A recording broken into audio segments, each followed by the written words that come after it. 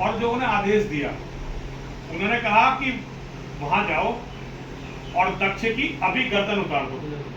और अगर दक्ष को बचाने के लिए, अगला जो वाक्य है ना वो हमारे धर्म को समझा देगा कि अगर दक्ष को बचाने के लिए ब्रह्मा, विष्णु और अगर इंद्र भी आए, देखिए पत्नी की किसी व्यक्ति के जीवन में क्या महत्ता हो सकती है और पति पत्नी का क्या संबंध हो सकता है, इसे शिव से और शक्ति से ज्यादा कोई नहीं डिफाइन कर सकता।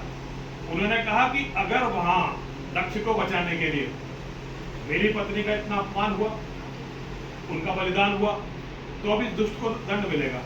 और अगर इस दुष्ट को बचाने के लिए ब्रह्मा, विष्णु और इंद्र भी आए तो उन्हें भी मत छोड़ना। मतलब जब पत्नी के सम्मान की बात आ गई तो भगवान को भी नहीं छोड़ना है। भाई हमारे महादेव हमेशा जो है भगवान विष्णु की पूजा करते हैं, उन्हीं का ध्यान करते हैं, लेकिन जब अपने परिवार, अपनी पत्नी के सम्मान की बात आ गई तो अब भगवान विष्णु को भी छोड़ना नहीं है। और वीरभद्र ने बड़ी तगड़ी लड़ाई लड़ी है और भगवान विष्णु को पराजित होकर पलायन करना पड़ा है। ब्रह्मा जी और इंद्र तो पहले छोड़कर भाग गए थे कि भाई भगवान शिव का मामला हम इसमें पढ़ेंगे ही नहीं। तो पत्नी का सम्मान, उसका मान कितना बड़ा होता है ये भगवान शिव ने बताया। ठीक है जी। और अब आप दूसरी तरफ आ जाओ। भगवान शिव के हाथों से गणेश जी की गर्दन कटी। ठीक है जी। माँ ने क्या कहा, अगर मेरा नहीं तो दुनिया में किसी का नहीं छोड़ूंगी।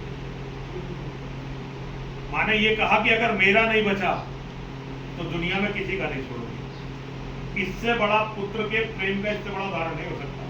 या तो मेरा भी जीवित होगा या दुनिया में किसी का बेटा नहीं बचेगा, किसी माँ का बेटा नहीं छोड़ूंगी। ये माँ और महादेव की लीलाएं हैं।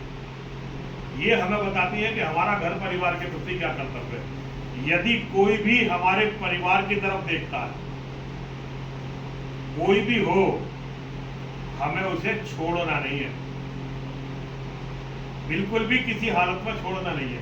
देखिए देवासुर संग्राम चल रहा था, देवताओं को पलायन करना पड़ा, देवता मैदान छोड़कर भागे। फिर मेरी माँ जगदम्बा, दुर्गा माँ जगदम्बा जो है वो युद्ध में आई।